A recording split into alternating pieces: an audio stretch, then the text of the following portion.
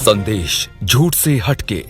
मैं सर आता हूँ अब हामिद जी के पास में, और मेरा सर सवाल ये है कि घाटी में कोई सीट क्या मिलेगी बीजेपी को, या कोई, ये तो मिलना तो अभी लोग कह रहे हैं कि दूर का स्वप्न है, कैसी बात करते हो। मेरी बहुत सारे लोगों से बात होती है तो वो हंसने लगते हैं, कहते हैं कि मजाक करने को हम ही मिले हैं क्या। हालांकि देखिए, मैं थोड़ा सा दूर बैठा हुआ हूँ, टेक्निकली नहीं जानता कि, और वैसे भी नहीं जानता वहाँ जमीनी स्थिति क्या है, लेकिन कहा माना ये जा रहा है कि कोई ऐसी सीट तलाशनी पड़ेगी जहां पर बीजेपी अपनी जमानत जब्त होने से बचा सकती हो। तो पहलगांव की सीट पर आकर मेरी नजर टिकती है, जहां कश्मीरी ब्राह्मणों की संख्या ठीक ठाक है, वही एक ऐसी सीट है। तो सर, वहां पहलगांव में भी बीजेपी की जमानत बचेगी, या वहां भी आप उम्मीद नहीं देखते हैं? पहले जो आपने पूछा कि बीजेपी यहाँ खाता खोल पाएगी, तो एज पर माय नॉलेज और जो लोगों का कहना है, जो लोगों से बात होती है, जो डिफरेंट लोगों से यहाँ बात होती है डिफरेंट असेंबली कॉन्स्टिट्यूंसीज में, मुझे नहीं लगता बानहाल से करना तक 48 सीट्स टोटल है। 48 सीट्स में जमानत भी ये बचा नहीं पाएंगे, तो इनकी जमानत भी यहाँ नहीं बचेगी। मुझे नहीं लगता कि कोई भी एक सीट से वो खाता खोल पाएंगे। मगर बीजेपी ने अब यहाँ पॉलिटिकल सिनेरियो चेंज किया। एक तो ये कि वो जीत पाएगी या नहीं जीत पाएगी, बीजेपी का है ही नहीं। मुझे नहीं लगता बीजेपी अब किसी कोलिशन में भी आ सकती है। जो भाई साहब ने अभी कहा, जलाल साहब ने, कि जम्मू की सिचुएशन जो बन रही है, मुझे नहीं लगता 10 डिजिट से ये आगे जाएंगे, क्योंकि वहां जो इसने कहा कि दरबार मुंह का बंद होना, ये एक बड़ा मसला है बहुत ही, क्योंकि इकोनॉमिकल शटडाउन, जो सेटबैक उनको हुआ, कश्मीरी जो नहीं आए वहां मुंह के साथ, तकरीबन 20 लाख पीपल अराउंड सर्दियों में जम्मू जाते हैं अगर दरबार मुंह कंटिन्यू रहे। तो 20 लाख जब वहां खाना खाएंगे, होटल में जाएंगे, कपड़े खरीदेंगे, तो उससे एक बड़ा बूस्ट मिलता है इकोनॉमिकली जम्मू वालों को। तो दूसरी बात, जम्मू काफी कंसर्न है जम्मू के लोग लैंड और जॉब सिक्योरिटी पर, क्योंकि उनसे जॉब सिक्योरिटी जो छीनी गई, जो हमसे भी छीनी गई, मगर वो हमसे ज्यादा कंसर्न इस पर है जो जॉब और लैंड सिक्योरिटी है। और तीसरी बात, जो टोल प्लाजा लगे वो उस पर भी कंसर्न है। चौथी बात, जो स्मार्ट मीटर लगे वो कंसर्न है। उनको पता है कि 2014 के बाद हमने ज्यादा खोया पाया कुछ नहीं, तो अंदर काफी अंतर है। बीजेपी में खुद की लड़ाइयां ज्यादा है, बीजेपी पार्टी में अब काफी डिवाइड हो रही है, लीडर्स आपस में लड़ने लगेंगे और वो ग्राउंड पर अब दिख रहा है, तो टोटली दिख रहा है। क्योंकि जो अलायंस बनी एनसी और कांग्रेस की, मुझे लगता है वो मजबूती के साथ लोग उसके बदले लड़ रहे हैं, लीडर नहीं लड़ रहे हैं। आपको कोई लीडर लड़ता हुआ नहीं दिखाएगा, देखेगा। आप यहाँ ले लो, एनसी के लीडर घर बैठे हैं, छोटी छोटी मीटिंगें करते हैं, या कांग्रेस के लीडर ले लो, छोटी छोटी मीटिंगें करते हैं, क्योंकि उनको पता है अब लोग इनके खिलाफ लड़ रहे हैं। लोग, जैसे इंडिया ब्लॉक की लड़ाई लोगों ने लड़ी पूरे इंडिया में, ऐसे ही एनसी और अलायंस की लड़ाई यहाँ लोग लड़ रहे हैं, क्योंकि नाराजगी नीचे बहुत है। और दूसरी बात है, अब बीजेपी वाले जेएंडके को कहां ले जाना चाहते हैं, ये कब किसी अच्छे आदमी को, इंटेलेक्चुअल को समझ नहीं आ रहा है। क्योंकि अब यहाँ क्वालिफिकेशन बन गई है फार्म भरने के लिए, असेंबली कॉन्स्टिट्यूंसी या पार्लियामेंट कॉन्स्टिट्यूंसी के लिए, कि आप जेल जाओ। और जेल किस में जाओ?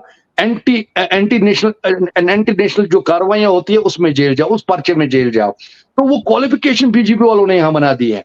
तो अब ये नेशनल सिक्योरिटी के साथ कैसे खेल रहे हैं वो मेरी समझ में नहीं आ रहा है। और जो नेशनलिस्ट लोग यहाँ हैं, वो अब डर के, मुझे लगता है, घर ही बैठ रहे हैं। वो बोलते हैं कि अब हमारा वो मैदान नहीं हमारे लिए रहा। वो बीजेपी ने सारा सिस्टम बिगाड़ दिया, लॉ सिस्टम भी बिगाड़ दिया। आप देख रहे हो कि रशीद इंजीनियर साहब, जिसको टेरर फंडिंग में पर्चा लगा, तो आप देख लीजिए कि परमिशन मांगनी पड़ती है किसी भी प्रोग्राम के लिए, कहीं भी जाने के लिए इलेक्शन में। मगर मुझे एक भी प्रोग्राम के लिए परमिशन दिखा दीजिए कि रशीद इंजीनियर के लोगों ने ले ली, क्योंकि बीजेपी वाले उनको बैक कर रहे थे ताकि उमर अब्दुल्ला को हराया जाए और एनसी को ये बताया जाए आपके अस्तित्व हम खत्म कर सकते हैं, ये हमारे तक है या आपके ऊपर नहीं है, जो हम चाहें वो कर सकते हैं। जो लाइन खींचनी थी, एक रेड लाइन खींचनी थी कि जो हुर्रियत पसंद है, जो बाकी लोग हैं, जो अब बिल्कुल पॉलिटिकली नीचे आ रहे हैं, अब उनको ये पॉलिटिकली जगह दे रहे हैं, जिन्होंने 87 से बंदूक उठाकर प्रो पाकिस्तानी, प्रो आजादी बाकी नारे दिए, तब वो हराम था, आज वो हलाल हलाल है। ये हलाल कैसे हुआ? तो ये मुझे समझ नहीं आता, क्योंकि खुद मान रही है जमात इस्लामी कि हमने अमित शाह जी के साथ 5 बार मुलाकात की, 5 बार डिलिब्रेशन हुई, 5 बार हमने उससे बातचीत की कि हमें बैन हटाइए तो हम जाएंगे इलेक्शन में। क्या अमित शाह जी खुद चाहते हैं यहाँ पॉलिटिकल सिनेरियो चेंज हो और ये पॉलिटिकल पावर उन लोगों के पास जाए जो कल इसको हराम समझते थे, जो कल प्रो पाकिस्तानी थे, जो कल प्रो सेपरेटिस्ट थे, जो रायशुमारी के नारे देते थे? ये कहां ले जाना चाहते हैं जम्मू कश्मीर को?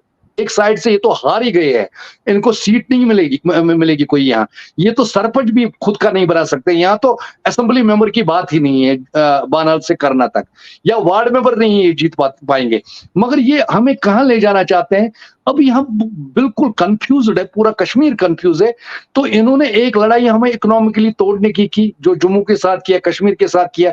कश्मीर के जो जलाल साहब ने कहा सिनेरियो कुछ अलग है, या वो सिनेरियो नहीं है कि डर रहे हैं, या सिनेरियो यहाँ ये है कि 7 महीने सर्दी रहती है और रॉ मटेरियल बाहर से आता है, तो यहाँ फैक्ट्री कैसे लगाए?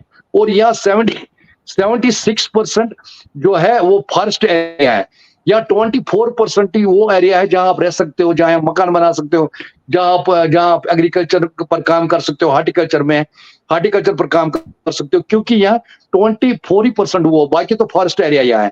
इसलिए यहाँ लोग ज्यादा इंडस्ट्री नहीं लगाते, क्योंकि 7th मंथ जो विंटर रहता है उसकी मार है।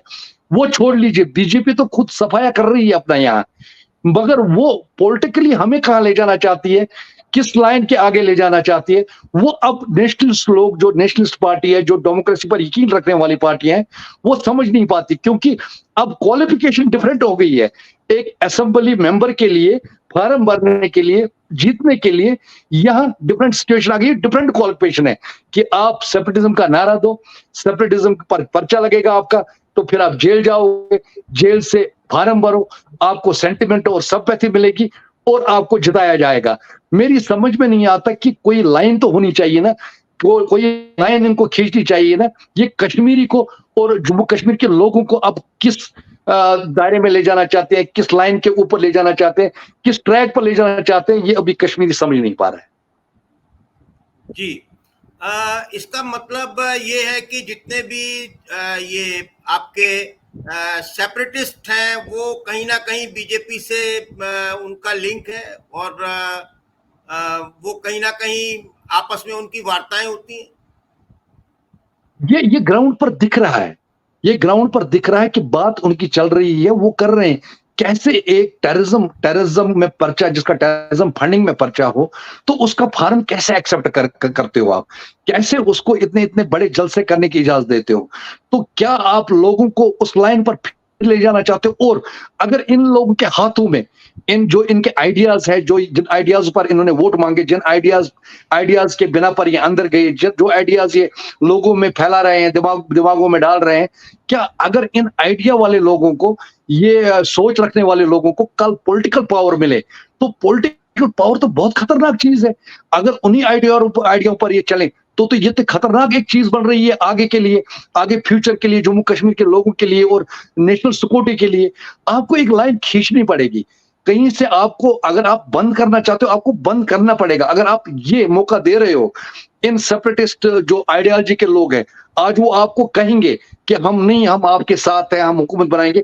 कल वो पॉलिटिकल पावर अगर गलत यूज हो, अगर वो पॉलिटिकल पावर असेंबली में जाए और उन्हीं आइडियो पर काम करे, तो ये तो खतरनाक एक चीज बन रही है जम्मू कश्मीर के लोगों के लिए और पूरे मुल्क के लिए। बहुत खतरनाक संकेत हैं जो आप दे रहे हैं, और निश्चित ही ये दिल दहलाने वाली बात है